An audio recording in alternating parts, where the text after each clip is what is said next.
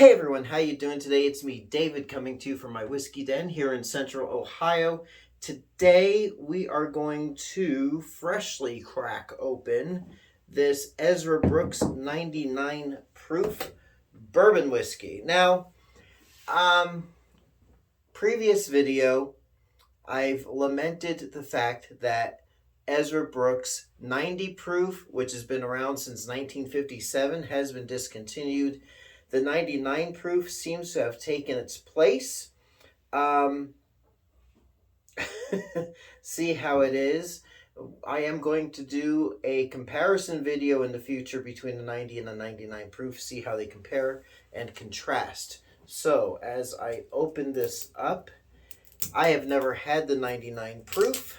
This is a true first taste, throw this out, of true first taste of this bourbon. So there we go. Cork stopper. And comparing it to the 90 proof I have, this is a little bit more elegant. It's a wooden top, cork stopper.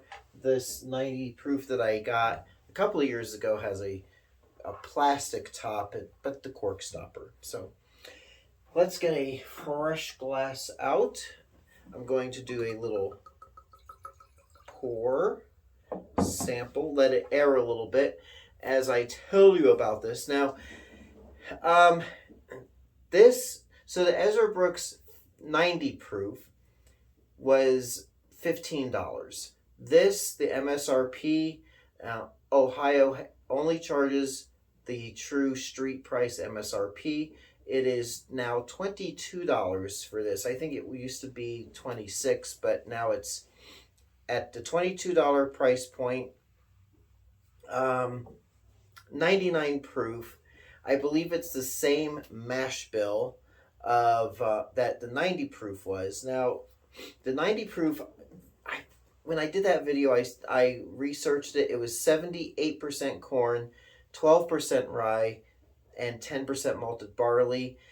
This looks like it, I don't know, I looked at a third-party website, and they said it was 78% corn, 10% rye, 12% malted barley, but who knows? I don't know. It could have been, so there, anyway, it's at least 78% corn, 99 proof. I'm assuming it's the same mash bill, same sour mash bill. Distilled and aged in Kentucky for Lux Row Distillers. So the 90 proof Ezra Brooks, Heaven Hill was doing that for Lux Row. And I really don't know what the story is, why the 90 proof was discontinued after 60 some odd years, 68 years I think it was. 57, 66 years. But we'll see. And that 90 was a real solid bottom shelfer. I think Lux Row wants to kind of be a little bit more elevated. We'll see how this is. It's got a nice nose on it. It already smells a little bit elevated over the 90 proof.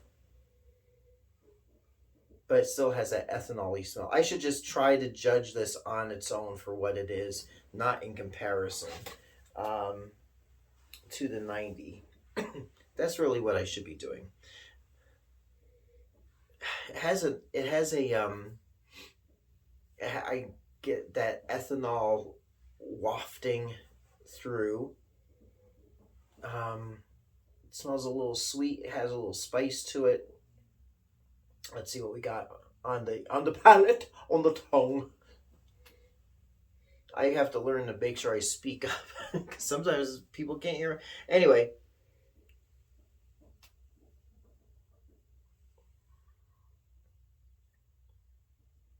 Oh, man.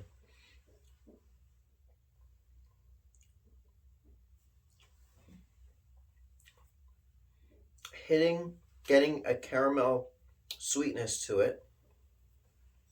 But there's so many like blends of spicy flavors going through it.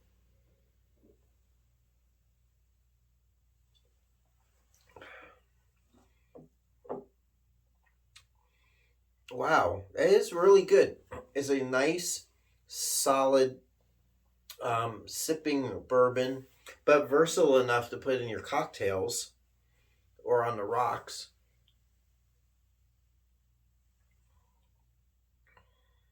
Really nice, smooth, and for me, it's smooth and rich. Um, I mean, it's a solid, I'd say standard bourbon, um, but it's pretty good.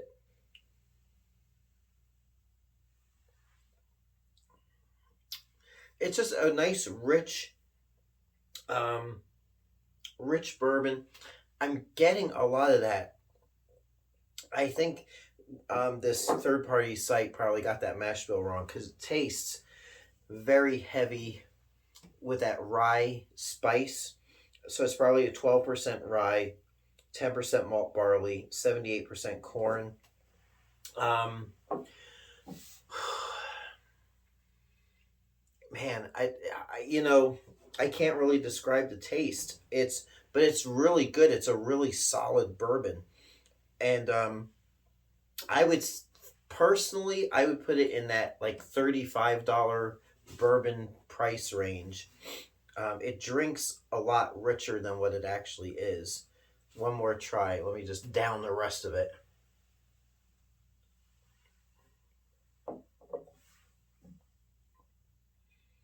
Yeah, kind of like a pumpernickel bread kind of flavor. Um, Getting that sweetness from the corn. It's not overly sweet, just a little touch of sweetness. Um, yeah, I'd say like pumpernickel bread is every every taste of that I tried just now. I kept thinking pumpernickel bread, like a rye pumpernickel. Um, that like that swirly rye pumpernickel bread that you might get like a marble. Really good bourbon.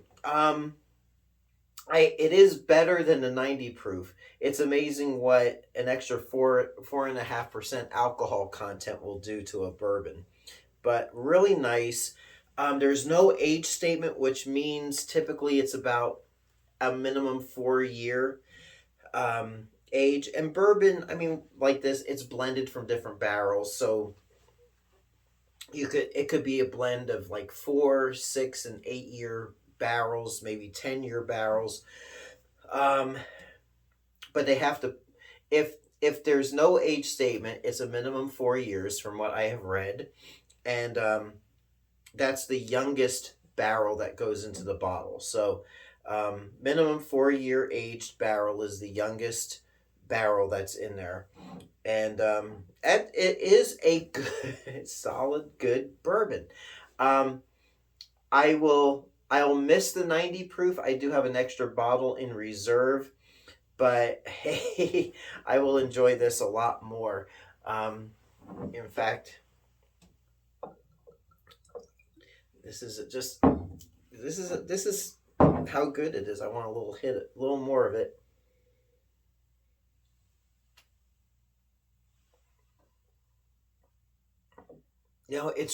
It's really pretty smooth.